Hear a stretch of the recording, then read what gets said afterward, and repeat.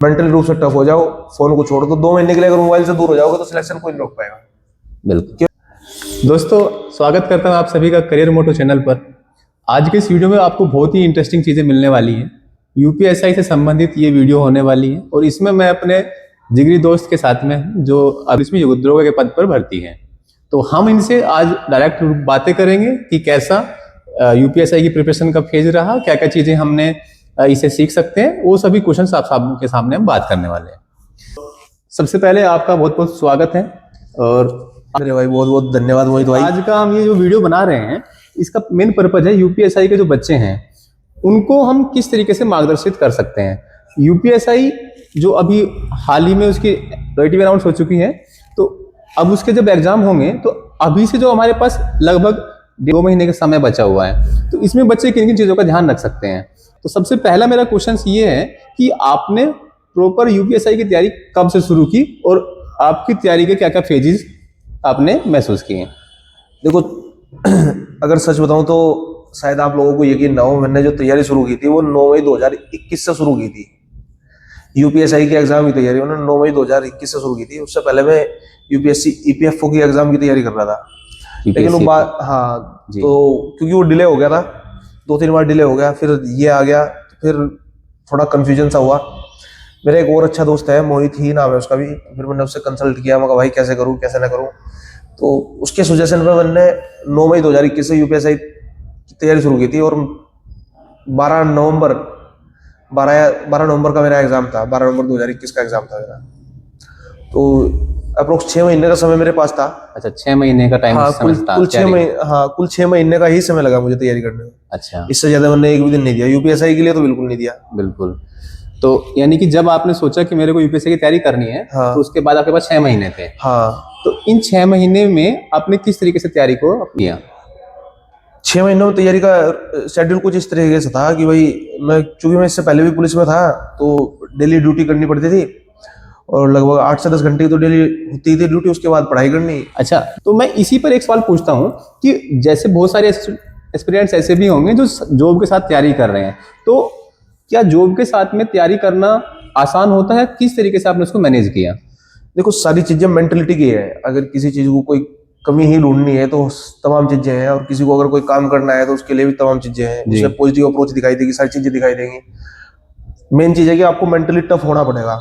सारी चीजों जो आपके बैरियर्स हैं उन्हें साइड वे करना पड़ेगा और अपने टारगेट पर फोकस रखना पड़ेगा। भाई निकलने का इससे आखिरी मौका था मेरे पास, भाई क्या तो ये है, नहीं तो फिर कुछ नहीं है। मेन चीज यही थी कि दिमाग में भी किसी तरीके से कुछ ना कुछ बेहतर हो, कुछ अच्छा हो। अगर मेंटली रूप से आप स्ट्रांग हो तो सारी चीजें आप कवर कर लोगे। बैरियर कुछ नहीं है। नौकरी करना, कोई साथ में जो नौकरी कर रहे हैं उनके पास एक अलग मोटिवेशन है, एक अलग जज्बा होता है कि भाई हाँ हमें अपने आप में कुछ इंप्रूवमेंट करना है, अपने घर परिवार फैमिली के लिए कुछ करना है। बिल्कुल जी। तो शेड्यूल पढ़ाई का कैसे बनता था? जैसे पुलिस की नौकरी तो वैसे भी ऐसा होता है 24/7 होती है। बिल्कुल, तो उसमें पढ़ाई का आप कैसे मैनेज करते थे? किस टाइम पे पढ़ाई करते थे? कैसे कितना समय दे पाते थे? तो मुझे सबका अलग अलग समय है। मैं किसी को यहाँ टीका टिप्पणी नहीं करने का कि भाई किसी को रात में पढ़ना अच्छा लगता है, किसी को सुबह में। मेरा जो टाइमिंग था कि भाई मुझे जो है सुबह की पढ़ाई अच्छी लगती थी, तो मैं अर्ली इन द मॉर्निंग जल्दी उठ जाता था। अच्छा। हाँ, तो मैं सुबह ही 3:30-4 बजे उठ जाता था और अपना सुबह 8 बजे ड्यूटी जाने से पहले 3 घंटे के करीब में पढ़ाई कर चुका होता था। अच्छा। फिर बीच में ड्यूटी के टाइम पर अगर टाइम मिलता था तो थोड़ा बहुत 1-आध घंटा ड्यूटी के टाइम पर पढ़ लिए, नहीं तो शाम के समय 2-3 घंटे शाम के समय। बिल्कुल। हाँ। तो जैसे बहुत सारे बच्चे सोचते हैं कि क्या ये चीज हम संभव कर पाएंगे कि हमारे जीवन में यूपीएसआई का जो हम सोच रहे हैं कि अभी वैकेंसी उसको कर लें, क्या वो हो पाएगा? बिल्कुल बिल्कुल बिल्कुल। मैं आपसे बताऊं तो जब मैं ट्रेनिंग कर रहा था तो मेरी टोली में 30 बच्चे थे हम लोग। 30 में से 14 पुराने कांस्टेबल थे। अच्छा, पहले से 14 ऐसे थे जो सिलेक्टेड थे। हाँ, यूपी पुलिस में। मैं अपनी अकेली टोली की बात कर रहा हूँ। और जो अच्छा। मेरे साथ में मेरे सेंटर पे तकरीबन 350 के करीब थे। उन 350 से ये मान के चलो तुम 140 के करीब अच्छा, बच्चे ऐसे थे जो पहले से कांस्टेबल या किसी और विभाग में थे। अच्छा। हाँ, तो वो सब लोग यानी कि तैयारी करते हुए तैयारी कर रहे थे। अच्छा, मतलब कि नौकरी करते हुए तैयारी कर रहे थे। उसके बाद सिलेक्शन उन लोगों ने लिया। बिल्कुल। तो ऐसा तो नहीं है कि ये मिथ तो कुछ नहीं है, इतना भी टफ नहीं है कि भाई हाँ आप अगर मेंटली रूप से स्ट्रांग हो तो सारी चीजें इजी है। बस थोड़ा सा यही है कि अपना एक शेड्यूल बना रहे। तो आप क्या रूल इसके होंगे, क्या रूल्स आप बताएंगे कि यूपीएसआई बनने के लिए एक एस्पिरेंट्स के लिए ये रूल्स होने चाहिए? क्या क्या रूल्स आप बताएंगे? 2 चीजें हैं बस, कंसिस्टेंसी और रिपीटेशन। कंसिस्टेंसी और रिपीटेशन। रिपीटेशन कंसिस्टेंट रहिए कि भैया मुझे रोज पढ़ना है, और वही रिपीटेशन जो पढ़ रहे हैं उसका रिवीजन करते रहिए। अच्छा, बस अगर इन दोनों लोग रेगुलर फॉलो कर लोगे 6 महीने तक, तो सिलेक्शन को कोई नहीं रोक पाएगा। बिल्कुल। 6 महीने का समय है, उसमें अगर आप कंसिस्टेंसी के साथ में और मतलब रिवीजन करते रहें हाँ। तो डेफिनेटली सिलेक्शन हो जाएगा। 100%। चलिए, ये बात है। लेकिन कि जैसे आप कंसिस्टेंसी के बारे में बात कर रहे हैं और रिवीजन की बात कर रहे हैं, तो पढ़ाई के दौरान कई बार ऐसा होता है कि विद्यार्थी अपना रूटीन को फॉलो नहीं कर पाते, कंसिस्टेंट नहीं रह पाते और डिमोटिवेट हो जाते हैं। कई बार ऐसा लगता है कि पढ़ाई छोड़ दें। तो ऐसे में आप कैसे मोटिवेट करते थे? आपके सामने कैसे चैलेंजेस आते थे? मोहित भाई पता क्या है, जी। तुम्हें सारी चीजें मैटर करेंगी, तुम्हारे दिमाग में भी आएगा। एक दिन पढ़ाई कर रहे होंगे, 10-15 दिन पढ़ाई, 1 महीना करने के बाद में कोई प्रैक्टिस ऐड दिया तुमने, उसमें अच्छे मार्क्स नहीं आए और बहुत छोटी छोटी गलतियां हो रही हैं, या फिर कुछ सवाल ऐसे आएगा जो तुमसे नहीं हो रहे, तुम्हें लगेगा कि नहीं हो, अब नहीं होगा तुमसे। बिल्कुल। देखो ऐसा नहीं है, तुम रोबोट तो हो नहीं, बेसिक चीज है कि भाई गलतियां तो होंगी ही होंगी। बिल्कुल। अच्छा, ह्यूमन एरर्स हैं, वो तो 100% होनी ही होनी है, यहाँ भी होगी, एग्जाम में भी होगी। अब मैटर करता है कि आप अपनी मेंटेलिटी को किस तरीके से मैनेज करते हैं, कि हाँ मेरे से गलती हुई है, उन्हें एक्सेप्ट करते हैं, उसमें सुधार करते हैं। अच्छा, जैसे ठीक है, एक चीज है इंट्रोस्पेक्शन, जी, मतलब आत्मनिरीक्षण, परीक्षण भी कह सकते हो आप। भाई मेरे से जो गलतियां हो रही है, मैं उनका पुनर्मूल्यांकन कैसे कर सकता हूँ। जैसे मैंने कोई प्रैक्टिस सेट दिया, तो मेरे मार्क्स उसमें इतने अच्छे नहीं आए, मैंने देखा कि भाई मेरा कौन सा सेक्शन जो है खराब हुआ है, मेरा रीजनिंग का सेक्शन खराब हुआ है। तो एक तो चीज होगी कि मैं उसकी मेंटली बर्डन महसूस करूँ, यार मुझे छोड़ देनी चाहिए, तैयारी छोड़ देनी चाहिए।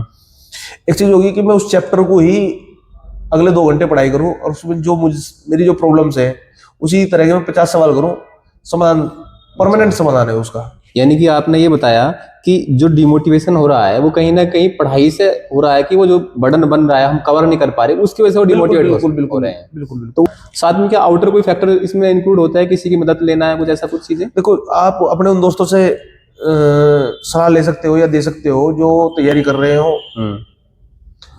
मैं बताऊं तो हम 4 लोग रहते थे पहले, और उसमें से 3 तैयारी कर रहे थे। तो हम 2 लड़कों का सिलेक्शन हुआ था और एक का नहीं हो पाया था। आज भी बहुत दुख है मुझे उस बात का, कि मेरा बहुत ही करीबी दोस्त है दीपक राणा, अगर देख रहा होगा शायद इस वीडियो को, तो जी, बड़ा फील होता है मुझे कि उसका सिलेक्शन नहीं हो पाया। अच्छा, सिलेक्शन इस वजह से हो पाया क्योंकि हम लोग सारी चीजें अपनी शेयर करते थे, सारी चीजें, अगर किसी को कोई डाउट है तो वो बता भी देते थे कि भाई यार मुझे ये मैथ के ये सवाल समझ में नहीं आ रहे, तो वो उसका समाधान भी देता था कि यार ये ऐसे ऐसे चीजें हैं। अच्छा, ये मतलब बहुत आपने सही बात कही कि शेयर करते थे चीजें। हाँ, शेयर करते बहुत से लोग जो है इस चीज में भी क्या करते हैं कि अपने आप पा लेते हैं, नहीं बताते। देखो ऐसा है, अगर आप छुपा लेते हो वो भी अलग चीज है। अगर आप छुपा लेना चाहते हो कि भैया मेरी गलतियां हैं, खुद से काम करना चाहते हो, गलत वो भी नहीं है। भले आप सेपरेट रह रहे हो, नहीं कोई अच्छा बेस्ट फ्रेंड है या नहीं कोई अच्छा दोस्त है जिससे आप कह पाओ, तो आप खुद से भी मेहनत कर सकते हैं कि भैया मैं खुद से भी समय दूं अपने आप को, और इन सारे पॉइंट्स को कवर करूं। तो आप कह सकते हैं या खुद से भी कर सकते हैं। तो आपने कितने घंटे और कितने समय ऐसा दिया कि मेरे को डेडिकेटेडली यूपीएसआई के लिए ही इतना समय निकालना है, कि इतने घंटे पढ़ाई करनी है, इतना दिन मैं यूपीएसआई जी जान आगे इसमें करते हैं? रियलिटी बात तो यह है कि मैं कभी पढ़ाई करते हुए घंटे चेक नहीं करता था। दूसरा, मैं हमेशा ही अपना टारगेट पहले दिन नाइट में फिक्स कर देता था कि अगले दिन मुझे पढ़ाई करनी है। अगले दिन का जो टारगेट रहता था मेरी डेस्क पर पहले रहता था कि मुझे आज ये कवर करना है। जब तक मैं कवर नहीं करता तब तक मैं सोता नहीं था, फिर चाहे मुझे कितना भी टाइम लग जाए उसमें। उससे अगले दिन का टारगेट मैं पहले दिन नाइट में लिख देता था कि हाँ मुझे अगले दिन ये कवर करना है, ये सारी चीजें कवर करनी ही करनी है, चाहे मेरी ड्यूटी हो ना हो, कुछ भी हो ना हो, बुखार हो, मतलब सारी चीजें चलती रहती हैं जीवन में। ये नहीं कि भाई आप मना नहीं कर सकते। अच्छा, लेकिन टारगेट के साथ कॉम्प्रोमाइज नहीं किया मैंने। टास्क होने चाहिए आपके कि डेली का ये रूटीन है, उसको फॉलो करना है। बिल्कुल भाई। हाँ, मेरा ये भी एक सवाल था कि क्या बिना कोचिंग के सिलेक्शन हो सकता है? 100% हो जाएगा भाई। देखो, मैं सच बात बताऊं तो मैंने कभी किसी कोचिंग सेंटर की कोचिंग नहीं ली है, यूपीएसआई के लिए तो कभी नहीं ली। उसका एक बहुत बड़ा कारण था कि मुझे लग रहा था कि मेरे पास टाइम कम है, तो मैं सेल्फ स्टडी से ही कर सकता हूँ ये सारी चीजें, अगर कर पाया तो। क्योंकि एक टाइम ये था कि यूपीएसआई का जो एग्जाम था वो अगस्त सितंबर में होने की उम्मीद थी, फिर वो 2 महीने बैक होने के बाद नवंबर में पहुंच गया था 2021 वाली वैकेंसी का। जी। अच्छा, तो एक तो रीजन ये था, और बाकी जैसे जिससे कंफर्टेबल लगता है वो उस तरीके से कर सकता है, वो सेल्फ स्टडी से भी सिलेक्शन ले सकता है और कोचिंग के माध्यम से भी। आपकी तैयारी में किन किन सब्जेक्ट्स को आपने कैसे कैसे मैनेज किया? जैसे आपका मूल विधि का सब्जेक्ट आपने कैसे कवर किया, मैथ्स को कैसे कवर किया, और जैसे आपका जीएस का सब्जेक्ट है इसको कैसे कवर किया? थी 3-4 किताबें थी। जैसे आप बताएंगे कि अलग अलग की हिंदी के लिए क्या, मूल विधि के लिए क्या? हिंदी के लिए आदित्य प्रकाशन की एक हिंदी किताब आती है, अच्छा, व्हाइट कलर की आती है, बहुत जी। अच्छी किताब है। वो हाँ। वास्तव में सफिशिएंट बुक है हिंदी के लिए। अगर वो हम किसी ने स्क्रीन पे लगा देंगे उसको। हाँ, अगर किसी ने उसे कवर कर लिया तो वो सफिशिएंट बुक है, उससे अलग किसी चीज को पढ़ने की जरूरत नहीं है। जी। अगर आप उससे अलग कुछ देना चाहते हो तो आप प्रैक्टिस सेट दे दीजिए बस, और किसी चीज की जरूरत नहीं है। अच्छा, और मैथ के लिए सबसे बेसिक तो आर एस अग्रवाल है। आर एस अग्रवाल तो पहले ही हो रखा था, तो जी। मैंने राकेश यादव सर की, अच्छा, राकेश सर की बुक हाँ से पढ़े। राकेश सर की किताब है जी। वो की थी। जी। और भाई रीजनिंग के लिए भी राकेश सर की ही किताब यूज की थी। रीजनिंग की किताब आती है उनकी। अच्छा, राकेश यादव सर की राकेश यादव की पब्लिकेशन किताब की आती है, है। हाँ। जी। अच्छा, और अंकित भाटी सर की रीजनिंग की किताब भी की थी मैंने। अच्छा। अंकित भाटी सर के सारे नोट्स अच्छे थे उनके तो। अच्छा, हाँ, और मूल विधि? मूल विधि वगैरह अंकित भाटी सर की थी, और प्रैक्टिस सेट भी थे, ऑफलाइन वाले भी और ऑनलाइन वाले भी मैंने अंकित भाटी सर के दिए थे। अच्छा, कितने प्रैक्टिस सेट काफी रहेंगे? जैसे अभी के हिसाब से बताइए आप, जैसे अभी प्रिपरेशन के टाइम की अगर बात करें, अभी आप बच्चों के पास लगभग 2 महीने का समय है मैक्सिमम, तो उसमें कैसे तैयार कर सकते हैं? देखो, इस बार पेपर ऑफलाइन है, ऑनलाइन मोड में एग्जाम नहीं है, तो उसका थोड़ा फर्क पड़ता है। तो मैं ये चाहूँ, जो मेरी तरफ से तो ये रहेगा कि भाई अगर मैं आज के समय पे एग्जाम दे रहा होता तो मैं कम से कम हफ्ते में 4 प्रैक्टिस सेट जरूर देता। अच्छा, एक हफ्ते में 4 प्रैक्टिस सेट होने 4 चाहिए। प्रैक्टिस सेट जरूर देता मैं। अच्छा, उनका एनालिसिस होना चाहिए। उनका कंप्लीट एनालिसिस। हम्म। 4 प्रैक्टिस सेट तो मैं कंप्लीट देता, मतलब कि 160 सवाल के देता। और 4 प्रैक्टिस सेट में कम से कम सब्जेक्ट वाइज देता। अच्छा। मैथ का, रीजनिंग का, हिंदी का, जीएस की तो जरूरत नहीं है। अच्छा, एक वो चीज है कि भाई आप सब्जेक्ट वाइज जब तक नहीं दे पाओगे, नहीं मतलब आपको प्रतिशत का सवाल है, प्रतिशत का आप नहीं सवाल कर लोगे, 50 सवाल नहीं करोगे, तो आप उन सभी तरह के सवाल को नहीं समझ पाएंगे, ना ही आप टाइमिंग क्लियर कर पाएंगे कि भाई यहाँ कितनी टाइमिंग। हम बात कर रहे हैं कि एक अच्छे लेवल का बच्चा होता है जो बहुत अच्छा ब्रिलियंट है, एक एवरेज बच्चा है। तो हमारे तरीके से अगर देखें कि हम एवरेज बच्चे को कैसे बताएंगे कि भैया आप ये चीजें भी कर लेंगे तो आपका सिलेक्शन हो जाएगा, मतलब सबसे पहले चैप्टर वाइज प्रैक्टिस सेट दीजिए आप। अच्छा, साथ में कंप्लीट प्रैक्टिस सेट दीजिए। अच्छा, चैप्टर वाइज सेट दे, हाँ। और उसके बाद एक कंप्लीट टेस्ट देते कंप्लीट टेस्ट दीजिए। ओके। जब आप एनालाइज करेंगे आपको कि भाई मेरे किस सेक्शन में गलत सवाल हो रहे हैं, फिर उसका चैप्टर वाइज टेस्ट दीजिए। ओके। उन्हीं में मेहनत कीजिए, रिवीजन कीजिए। मेन तो चीज आपकी रणनीति यही रहती थी? हाँ बिल्कुल, हमेशा यही रणनीति है। अभी के लिए पीवाईक्यू रिलेवेंट होंगे? प्रीवियस क्वेश्चन तो ऑलवेज है भाई, वो तो मैटर करती ही है, लेकिन इस बार बीएनएस और बीएनएसएस आने से थोड़ा कंपटीशन का डायमेंशन थोड़ा चेंज हो गया है। सभी से कहूंगा कि आप बीएनएस और बीएनएसएस पे मेहनत कीजिए। बीएनएस नया है, सवाल भी बहुत इजी नहीं आएंगे। आप सारी चीजें वाले, पहले तो चोरी की धारा जैसे 379, 380 हो गई, 420, 406 हो गई, अब सारी धाराएं बदल चुकी है। मतलब वो क्या है कि नंबर चेंज हो गए हैं, नंबर चेंज हो गए, सब सेक्शंस भी चेंज हो गए हैं, सब सेक्शन चेंज हो गए हैं। जैसे तो कितना डीप पूछा जाता है, जैसे अगर थोड़ा सा बताएं? डीप तो इतना नहीं रहेगा, लेकिन कंफ्यूजन बहुत रहेगा।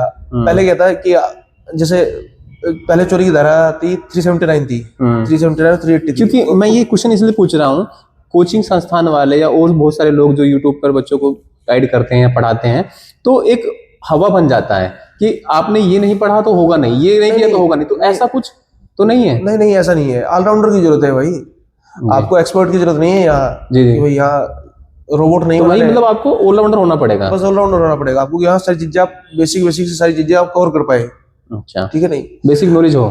मैथ और रीजनिंग आपका ठीक होना चाहिए, सिलेक्शन आसान हो सकता है। मैथ और रीजनिंग अगर ठीक है तो आप 35 प्लस दोनों में अटेम्प्ट कर लेते हैं तो बहुत आगे निकल जाते हैं। जीएस और हिंदी अगर एवरेज भी है तो भी काम हो जाएगा, या फिर कोई 2 सब्जेक्ट थोड़े ठीक और 2 एवरेज हो तो चल जाएगा काम।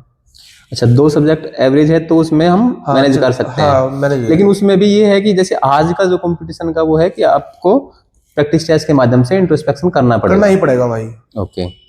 कॉमन मिस्टेक्स क्या रहती है तैयारी के दौरान? कॉमन मिस्टेक्स तो क्वेश्चन को पुराना पढ़ना, सबसे बड़ी बात तो जो गलती होती है, क्वेश्चन को पुराना पढ़ेगा जो हम अटेम्प्ट करते हैं। नहीं, मेरे रीजनिंग में पिछली बार सवाल गलत हुए, वो केवल इतने इस वजह से गलत हुए, सिली मिस्टेक्स हो रही थी, बहुत सिली मिस्टेक्स है। अगर मैं सवाल लोगों ने पढ़ता हूँ तो आज दुख होता है कि मैंने कैसे सवाल गलती की है। अच्छा, हाँ हाँ, तो मतलब हमें उन पर फोकस करना, उनको हाईलाइट करना है कि मैं ये सिली मिस्टेक्स करता हूँ। थोड़ी जल्दबाजी की वजह है थोड़ा सा, क्योंकि ऑनलाइन एग्जाम में एक प्रेशर टाइमर का भी रहता है कि बराबर में टाइमर चलता रहता है और आपको टाइमिंग दिखता रहता है कि हाँ इतनी मिनट रह गई, इतनी ये रह गई, तो उसका भी थोड़ी बर्डन पड़ती है। मिस्टेक्स को अपने हाईलाइट करो कि हाँ भाई मुझे ये नहीं गलती करनी है। बुक्स का आपने मेंशन कर ही दिया है। हाँ, अब बात आती है कि जो बच्चे तैयारी कर रहे हैं तो उनके बीच में कुछ गलतफहमियां हो जाती है एग्जाम को लेकर के। जैसे यूपीएसआई है उसको लेकर के कि अगर आपने इस बुक से जैसे नहीं पढ़ा या इस टीचर से नहीं पढ़ा तो बहुत सारी चीजें नहीं हो पाई, क्या ऐसा होता है? नहीं भाई, ऐसा कुछ नहीं है। देखो, मैं इस चीज को बिल्कुल डिनाई करूंगा। बुक्स होनी चाहिए, पढ़ना चाहिए, खुद से पढ़ सकते हो आप, सारी चीजें हैं आज के समय में, ऐसे सोर्सेज सब जगह है कि भाई अच्छा। किसी स्पेशल आदमी की जरूरत नहीं है। देखो, मैंने अंकित वाटी सर के उनके प्रैक्टिस सेट दिए थे ऑनलाइन, उनके बहुत अच्छे प्रैक्टिस सेट है, उन्होंने दिए थे, और उसका नतीजा रहा कि मेरा सिलेक्शन हुआ, मुझे बेनिफिट उनका रियल में मिला प्रैक्टिस। लेकिन मैंने कभी किसी की क्लास ज्वाइन नहीं की। अच्छा, और आप सेल्फ स्टडी से भी कर सकते हैं, जैसे आपको उचित लगे आप ऐसा कर लीजिए। किसी को मन है, किसी कंटेंट या कंसेप्ट क्लियर है तो वो कर भी सकता है, नहीं है तो आप कोचिंग ले सकते हैं, जो आपको उचित लगे वो कर सकते हैं। अच्छा, मतलब ये कोई मैंडेटरी नहीं है। मैंडेटरी नहीं है। बहुत सही आपने कहा।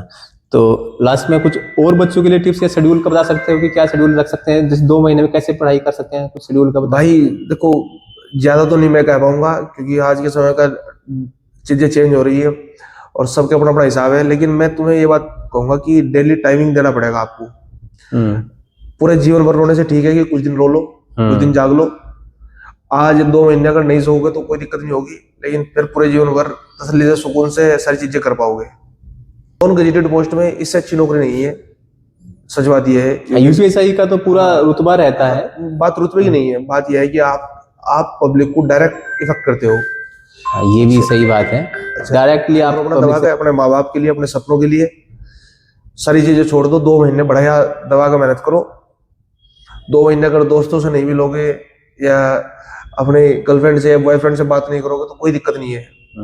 2 महीने बाद उससे जब मैसेज करोगे, बताओगे कि मेरा सिलेक्शन हो जाएगा, मेरा इतना अच्छा पेपर हो, तो उससे तुमसे ज्यादा खुशी होगी। सारी चीजें साइड में रख के अपनी मेहनत करो, और कोई आदमी तुम्हारा सिलेक्शन नहीं रोक सकता। अगर तुमने रियलिटी में मेहनत कर रखी है, भाई वो ईश्वर भी तुम्हारे साथ देता है। तुम्हारे हाथ से गलत सवाल होने वाला होगा और तुम्हारे हाथ से ही ठीक हो जाएगा वो, जब तुम्हारी मेहनत उस लेवल की होगी।